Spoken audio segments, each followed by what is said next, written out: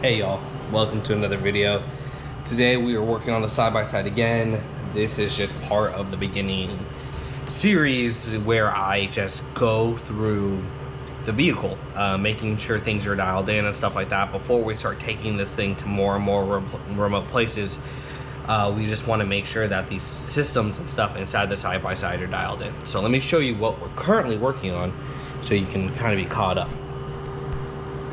So we have the seat torn out. I just threw the seat on the roof rack for now. We have the seat torn out, and I was looking at the wiring. Basically here, let me kind of explain the story on why we're doing this.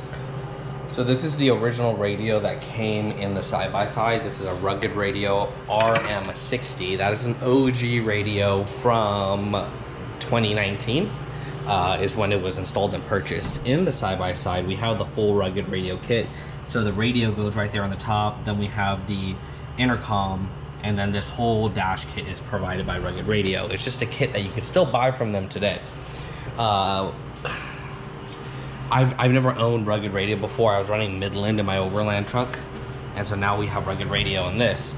So basically this is an RM60, and then I didn't like the way the white one looked. I'm kind of a stickler about that stuff. I like my stuff to look a certain way. So that was a white one, and I didn't like the way it looked. So I decided to order a Rugged Radio RM1 or M1, just an M1. It was a good deal on eBay, picked it up, and then I got it shipped. And it's still on the way today. Well, come to find out that the RM60 and the M1 both use business bands. And me and the boys, we use GMRS. We are not racing or anything like that, so we don't need to use business bands. So I contacted Rugged Radio support. I talked to a gal named Candace. She's super cool, super nice to work with. Rugged Radio has a trade up program which allows you to send in old equipment and trade up to an M1. But I don't want an M1. I want to go down. So I called them, talked to Candace. Explained to Candace the situation of what I did, and she talked to the people that practically do the trade up program and explained it to them, and it sounds like they might be able to do something for me. So basically I just have to send in the RM60 and the M1, and hopefully they can give me a Rugged Radio G1 kit, which is their GMRS kit, and hopefully it's the Adventure kit so that I can get some of the wiring. But I need to take the old radio out of here to send it in, and that's kind of what spiked this whole project. So my intentions are here is to put I want to replace the variable speed sensor for the pumper that's back here, and I want to they have ones that are switches and they go in the dash here. So I want to get rid of all this wiring above my head and just have that wiring in the dash. So that was the goal of that, and also take out the radio. But then once I took off the side panels and the ripped open and exposed all this cable, this is definitely, let me turn on the light so you can see, but like all of this definitely isn't up to my spec. Like this is completely not okay to me. Like this needs to be organized and it needs to be better. Also we installed the Auxbeam ASR60 controller, and that's what controls the GoFlex lighting and the dome lighting and eventually all the other lighting that's going to go in this.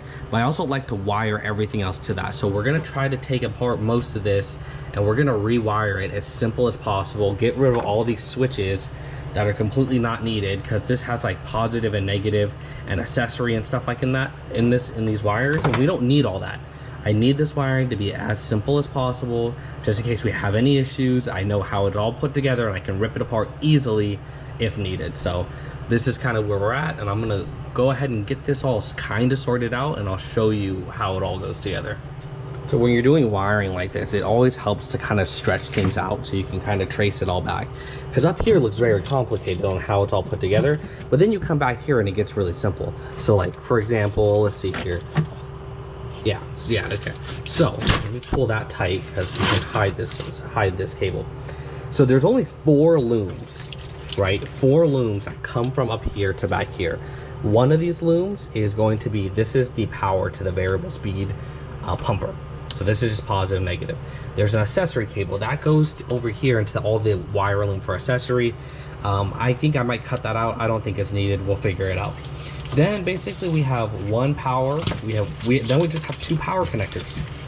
that go into the battery. And then so the goal is to move these from the battery and having 12 volt, cut out the switches, and then run it all through the aux beam. And then what's really nice about that is you cut out a lot of just this wiring that you're not needed. And so if we cut all this out, it should really start to simplify the solution. Okay, I'm going to show you what I mean by this exactly. Is the pump, I'm going to cut something out and I'm going to show you, and hopefully it works the way I think it's going to work. I think I'm almost positive. But the pumper variable control is up there. There's 2 wires that feed that, which is this right here. And then this comes in, and this is this sleeve cable right here that goes to this loom that has this thing in it, and then also this power cable. I'm pretty sure I could just cut this right here, cut out the rest of the loom, hook it up to the 12 volt in the aux beam, and it's gonna work. So let's just try that just to prove it. So I just cut it, hooked it up to spot number 3. So you hit spot number 3 here, then I can go variable speed, and then this should just turn on. And it turns on, you can hear it running right now. It's that simple. So let me show you all this, watch, I kill it, it kills it. Perfectly fine. So in doing that, I'm able to take out this whole harness.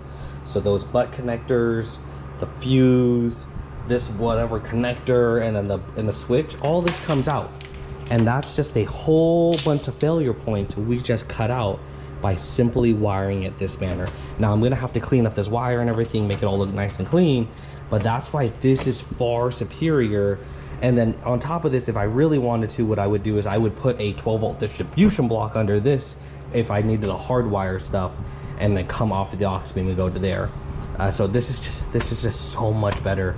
And then so the other part that annoys me is there's some additional fuses and connectors up here next to the variable switch that also need to come out to make that really simple. But we'll do that when we put the variable speed in the dash, but I'm not gonna worry about that right now. Next, I'm gonna go ahead and tackle the power cabling for the radio itself. Okay, so this got even more simple, and probably gonna be no cutting required, but check this out. So 12 volt comes in and it comes out right here.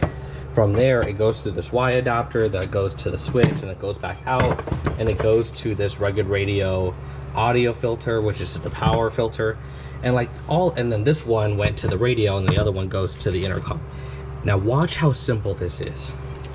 Unplug this side, let me go ahead and put the camera down so you can see. Let's unplug that side. I'm gonna unplug the side to the filter, just like that.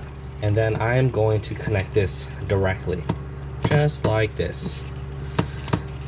Okay, beautiful. Now, what that means is this whole switch assembly is free. There's some cabling we're gonna have to clean up. And then now we just have the 12 volt power. I'm gonna cut the fuses out of here because I don't want the fuses, because I have fuses on my switch panel. Cut the fuses out and then just run it like that. It's gonna be super clean. On here, there is a ground cable that grounds the bodies of the unit. So I'm gonna have to disconnect this ground cable and then ground it out to here somehow, which is not a problem. And then there's an accessory line into the switch. I'm gonna pull this accessory line out. I'm calling it not needed since I'm gonna be controlling everything by the switch panel. But that's how simple that was. To simplify all this wiring, I'm gonna take out all this extra wiring, and it's gonna be super simple and easy to work on, and I don't have to worry about. I'm getting rid of all these redundant fuses. This fuse should come out too, because I can't access it quickly.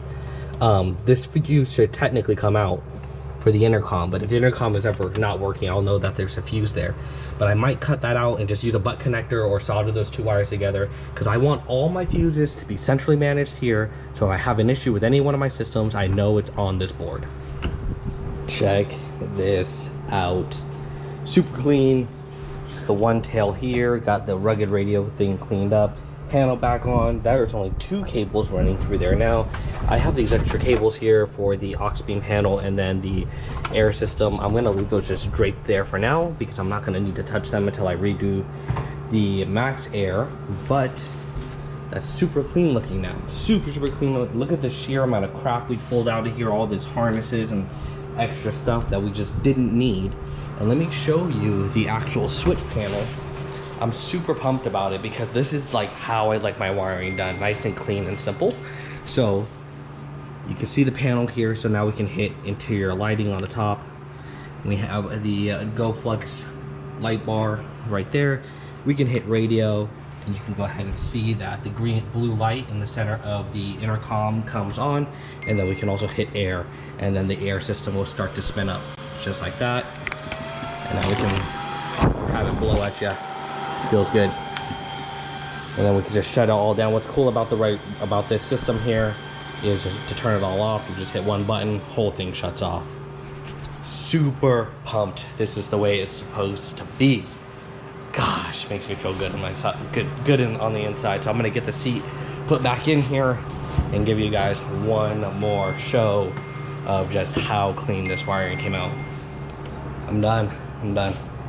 That last section, it's like 98 degrees, 97 degrees in my garage. I have the Zero Breeze AC unit going.